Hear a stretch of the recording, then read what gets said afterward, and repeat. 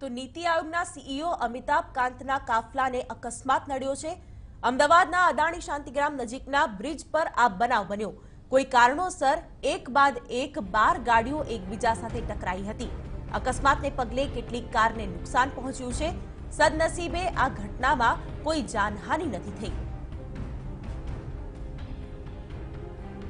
તો વાઇબ્રન્ટને પગલે હાલ ગુજરાતમાં અનેક મહાનુભાવો આવ્યા છે, ત્યારે અમિતાભ કાંતના કાફલાને અકસ્માત નડ્યો છે। અદાણી શાંતિગ્રામ નજીકના બ્રિજની આ ઘટના છે, જેમાં નીતિ આયોગના સીઈઓને અકસ્માત નડ્યો।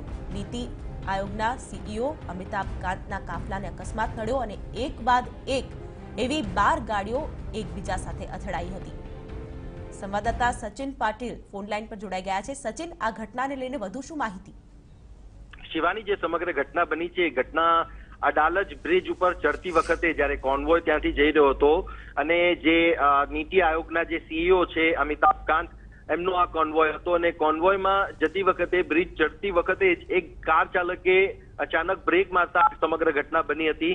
જો કે આ સમગ્ર ઘટનામાં કોઈને પણ નાની મોટી સામાન્ય ઈજા પણ નથી થઈ, પરંતુ ઘટના બન્યા બાદ જે પોલીસ અધિકારીઓ છે અને ટ્રાફિક પોલીસના જે જવાનો છે એ ઘટના સ્થળ પર પહોંચ્યા હતા અને તાત્કાલિક જ એમણે જે અમિતાભ કાંત છે, જે આઈએએસ ઓફિસર પણ છે, ત્યારે એમને પોલીસની ગાડીમાં મહાત્મા મંદિર જે વાઇબ્રન્ટ સમિટ 9મી ચાલે છે 2019ની, ત્યારે એ સ્થળ ઉપર એમને પોલીસની ગાડીમાં રવાના કર્યા હતા। જો કે આ મામલે કોઈ પોલીસ ફરિયાદ ન નોંધાતા પોલીસ ફરિયાદ આમાં થઈ નથી, પરંતુ પોલીસ એ કાર ચાલકની તલાશમાં જરૂર છે કે જેને જે ગાડી ચલાવતો હતો અને અચાનક બ્રેક મારી હતી। આ જે સમગ્ર ઘટના છે, ઘટનામાં વાત અહીંયા ધ્યાન એવી એટલા માટે પણ છે શિવાની, કારણ કે આ પહેલા પણ આ રીતે કોન્વોયમાં જ્યારે વિદેશી મહેમાનો આવતા એક્સિડન્ટ થવાની ઘટના બની છે, જે સોલા બ્રિજ ઉપર બની હતી, પરંતુ સમગ્ર ઘટનામાં જવાબદારી પોલીસ વિભાગની આવે છે, સાથે જ ટ્રાફિક વિભાગની આવે છે, કે કારણ કે જ્યારે